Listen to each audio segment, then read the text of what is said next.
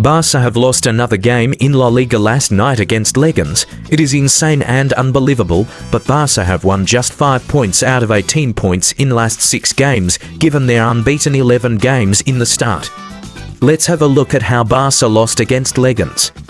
Finally, there was no rotation in the front, but in the defense, with the entry of Eric Garcia in the fetish position of Pau Kubasi, that of right-handed centre.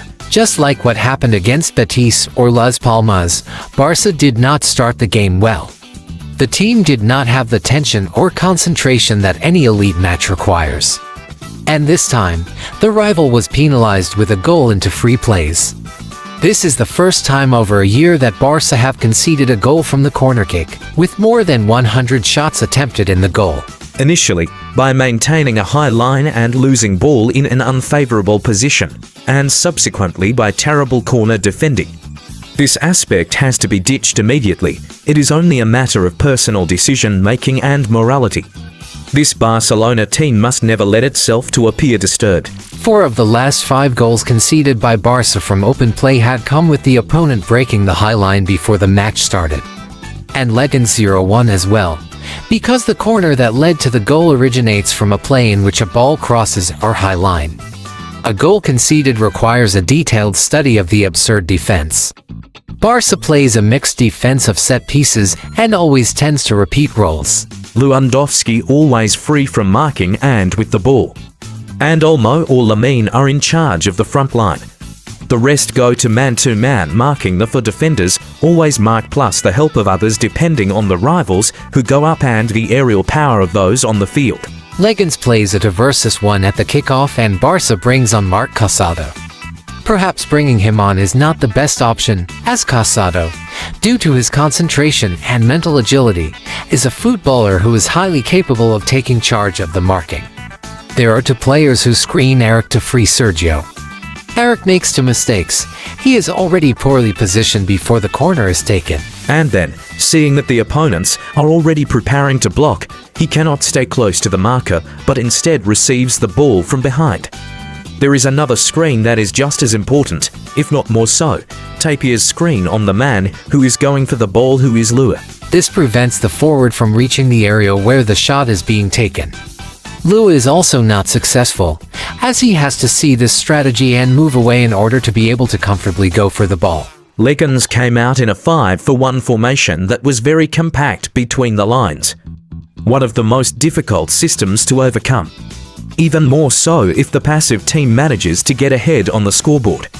Barca had a hard time attacking this formation. The 5-man defenses are attacked with insistence, with circulations, with external imbalance and with short runs between defenders.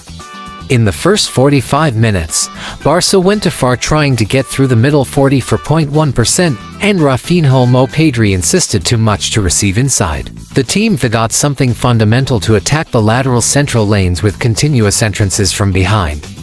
In the last 9 games, Barca averages 25 passes less than in the first section of the season, and pass reliability has dropped from 86.96% to 83.71%. The team is showing signs of fatigue, and this is particularly noticeable in the players who need it the most, the forwards.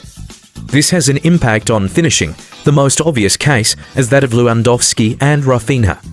The number 9 registered 6 shots in total, some very clear.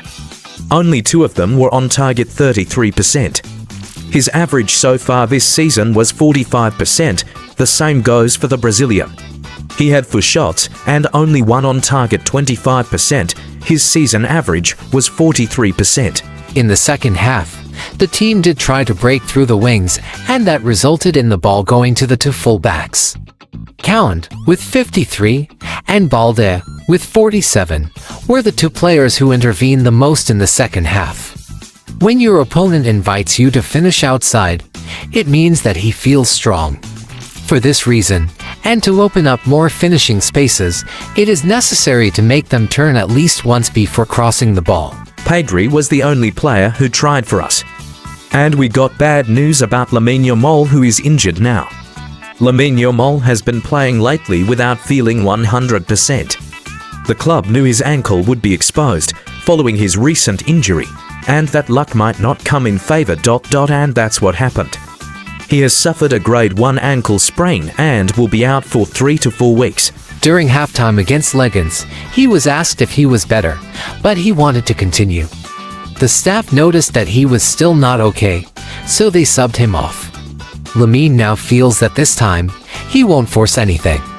Now Barca face Atletico Madrid next, who are 11 games unbeaten, and are level in points with Barca, and has game in hand. They can hurt us. Barca struggle a lot without Lamine Yamal, and they have to find a solution now. What are your thoughts on recent struggle of Barca in Laliga? And what are your expectations from this team? Comment down below. Thank you for watching the video until the end. Subscribe for more.